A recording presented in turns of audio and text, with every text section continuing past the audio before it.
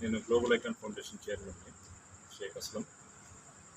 మేము జనరల్గా మనకు తెలిసిన వాళ్ళ ద్వారా కానీ, అక్కడ కొద్దిగా పేదోళ్ళు కానీ, లేక ఫైనాన్షియల్ పొజిషన్గా బాగా వరుసకున్న పొజిషన్ దగ్గర కానీ మనం సర్వీసెస్ అనేది మేము ఇస్తుంటాం, కౌన్సిలింగ్ ఇస్తుంటామండి. అలానే మాకు తెలిసిన మానవత సమితి వాళ్ళు సలీమా గారు మా నోటీస్లో తీసుకుని వచ్చారు.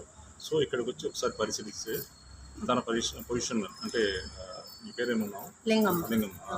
తన పొజిషన్ సరిగ్గా బాగలేదు, ఫైనాన్షియల్ పొజిషన్ బాగలేదండి. సో మా ఒకే ఒక కోరిక, తనకి ఎవరైతే ఉన్నారో మనకు చూడండి, తన పరిస్థితి కూడా సరిగ్గా లేదు.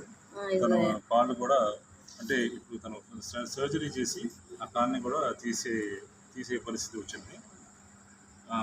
ఇంకోటి ఏంటంటే తనకు ఆర్థికంగా సహాయం చేసే వాళ్ళు కూడా చాలా తక్కువ మంది ఉన్నారు. గవర్నమెంట్ ఆసుపత్రుల్లో వాళ్ళు బాగానే కోఆపరేట్ చేశారు, సర్జరీ చేశారు, బాగానే అంతవరకు ఫెసిలిటీస్ బాగానే ఇచ్చారు.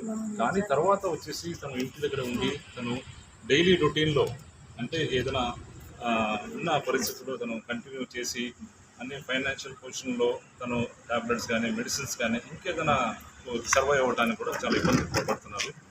ఇంకోటి ఏంటంటే ఇలాంటి పరిస్థితుల్లో మేము ప్రజలకు కోరుకునేది ఒకటేనండి, ఎవరైతే దూతలు దాతలు పెద్ద మనసుతో ఉన్నవాడు దయచేసి తనని మీ సాధ్యమైనంత వరకు ఒక